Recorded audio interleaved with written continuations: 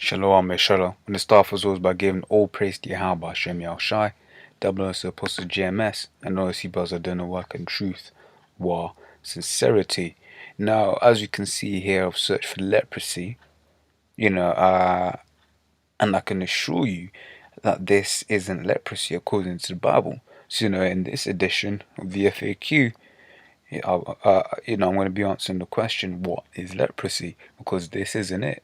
I'm not a biologist, but by looking at, if I just showed you that picture, you'd automatically assume that was a cancer of some sort.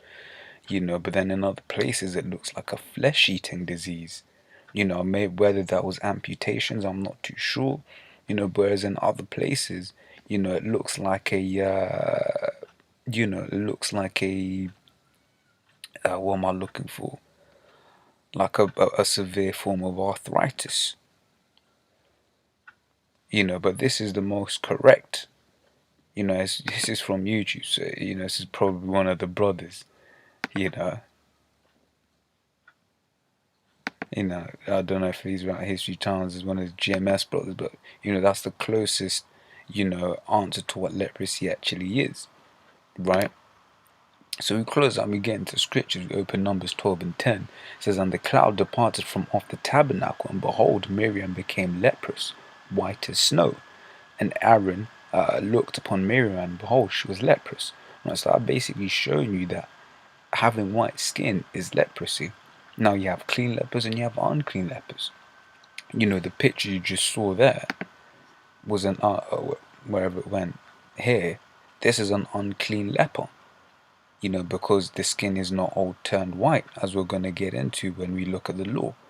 But you so-called white people are clean lepers, unless you're blonde, right? So this is Leviticus 13 and 12. It says, "And if a leprosy break out abroad in the skin, and the leprosy cover all the skin of him that have the plague, behold, from his head even to his foot, wheresoever the priest looketh, then the priest shall consider, and behold, if the leprosy have covered all his flesh, he shall pronounce him clean that hath the plague. It is all turned white. He is clean." So like I said once again, you so-called white people are clean lepers. But when you jump down to the 30th verse, the scriptures say this, says, "Then the priest shall see the plague, and behold, if it be inside deeper than the skin, and there be in it a yellow thin hair, then the priest shall pronounce him unclean. It is a dry scale, even a leprosy upon the head or beard." Right, so when you look at it, having blonde hair is actually a curse.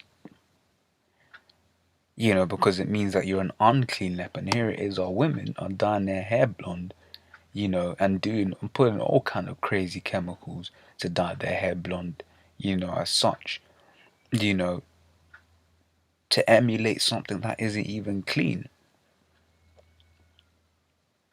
Because the so-called white man has portrayed himself and his woman to be the beautiful, the beauty in the earth, man. In China and all of them places there, man, it's big business making yourself and look like a white woman.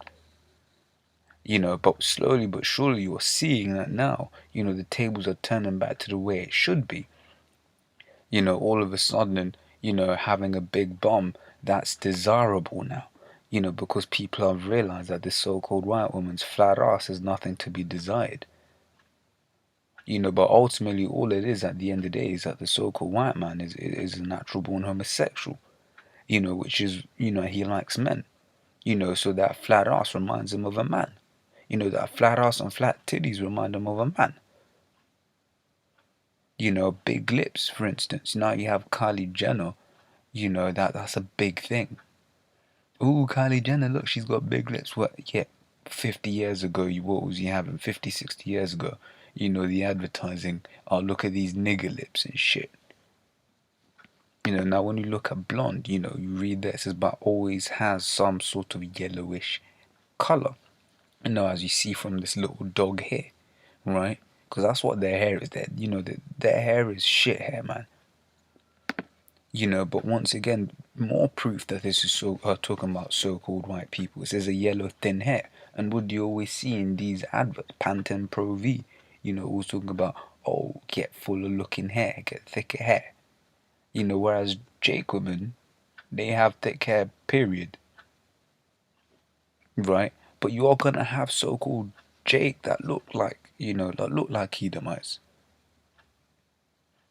You know, when you look at pictures of this geezer here, at times you just like, damn, this guy here is you think just saying him, you might mistake him for a so-called white man.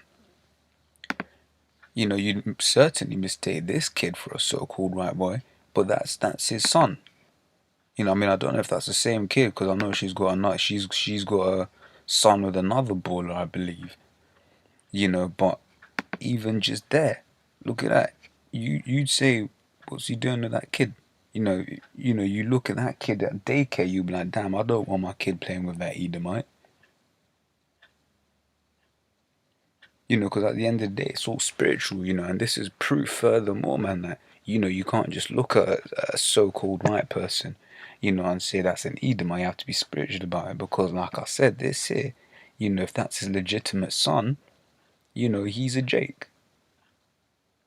Which is why when we say, Irish people, some of the Irish, we don't have a blanket covering on saying, are you Irish? You're a Jake. We say some Irish people are Jake. And this is why. If you look down, dad, son, grandson. So you went from dark to Edomite looking in 3 generations. So how difficult is it to understand? And we have photo evidence of this stuff. But like I said, you're gonna have Jake that have leprosy. But it is what it is on this side, man. That's just a tribulation you're gonna have to deal with. And that's a demon that some brothers are gonna have to deal with. But the scriptures say the spirit breath witness with our spirit. So you brothers coming in, especially younger brothers, that are dealing with that leprosy demon, man. At the end of the day, man, if you're in the camp, then the brothers have read your spirit and said, actually, no, this guy's cool. And this guy's one of us. This guy's a Jake. So with that, I'm going to say shalom.